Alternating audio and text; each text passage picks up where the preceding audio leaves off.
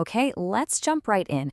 We usually think of communication as something loud, something obvious. But what if one of the most important conversations you could ever have happens in a way that's much, much quieter? Today, we're going to explore how to tune into the language of the spirit and what it really means to listen. So much of this idea centers on this beautiful metaphor that God's voice isn't always some booming command from the heavens. More often than not, it's a gentle whisper. And that one little idea, it changes everything. It means we're the ones who have to lean in, quiet the noise, and learn to listen with a totally different kind of ear. And let's be honest, that's the real challenge, isn't it? Our lives are just loud. You've got notifications pinging, deadlines looming, and a constant stream of noise, both outside of us and inside our own heads. So how on earth are you supposed to pick out a whisper in the middle of all that static? That's the question we're going to tackle. To help us get a handle on this, we're going to look at this incredible story from the Gospel of Luke. It's about two disciples on a road to a little village called Emmaus, and it's basically the perfect roadmap for how this process of spiritual recognition actually works. So here's the story in a nutshell. Two of Jesus' followers are walking away from Jerusalem just completely devastated and confused after the crucifixion. A stranger walks up and joins them, and he starts explaining how all the scriptures pointed to exactly what just happened. It's only later, when they sit down for a meal, that it hits them. This stranger is Jesus.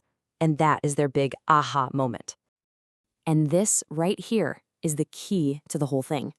Looking back, they realized something profound had been happening inside them that entire time.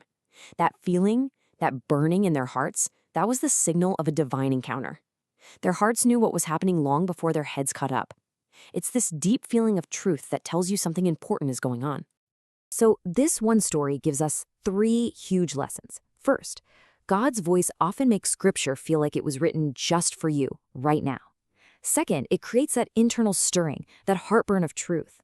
And third, and this is a big one, you often don't recognize it in the moment. The clarity comes later when you look back.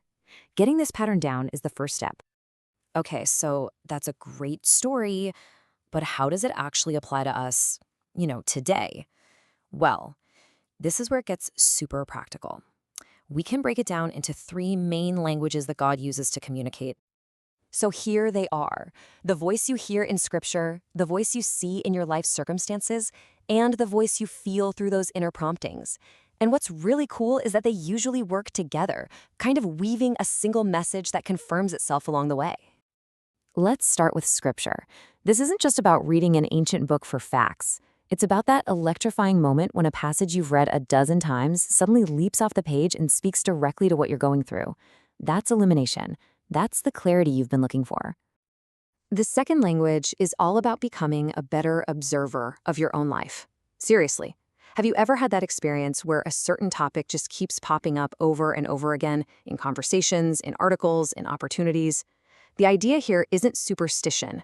It's about seeing a gentle hand guiding you, building your trust, and pointing you down a certain path. And the third one, well, this one's maybe the most subtle of all. These are the Spirit's nudges.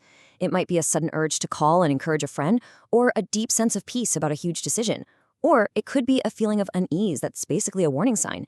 It's that heartburn from the Emmaus story, acting like a spiritual compass in your life.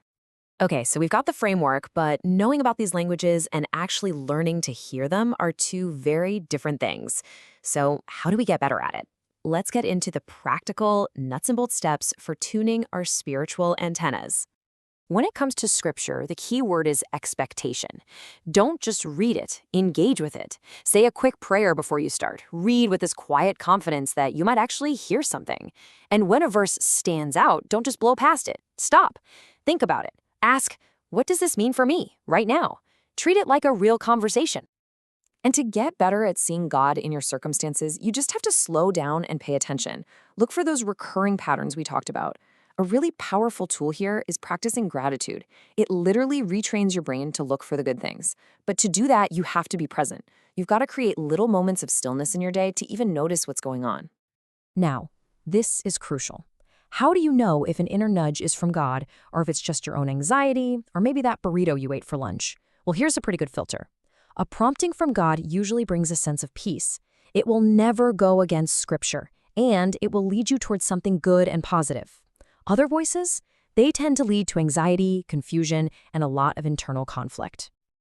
And just to be safe, especially with a big decision, run it through this three-step test. First, does it line up with the Bible? That's your absolute baseline. Second, talk about it with a wise friend or mentor, someone you trust to give you an honest perspective. And third, pray about it. Ask for confirmation and clarity before you go making any big moves. At the end of the day, this isn't about mastering some secret formula. It's about cultivating a relationship. Learning to recognize the language of the Spirit is a lifelong journey.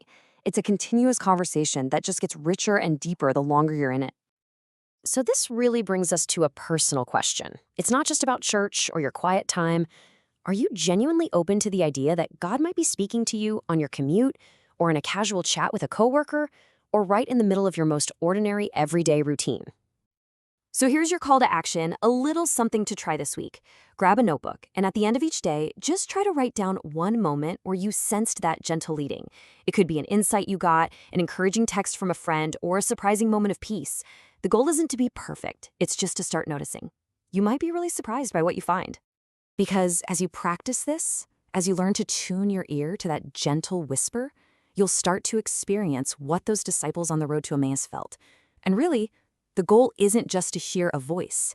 It's to experience the absolute wonder of walking with him and feeling your own heart burn within you.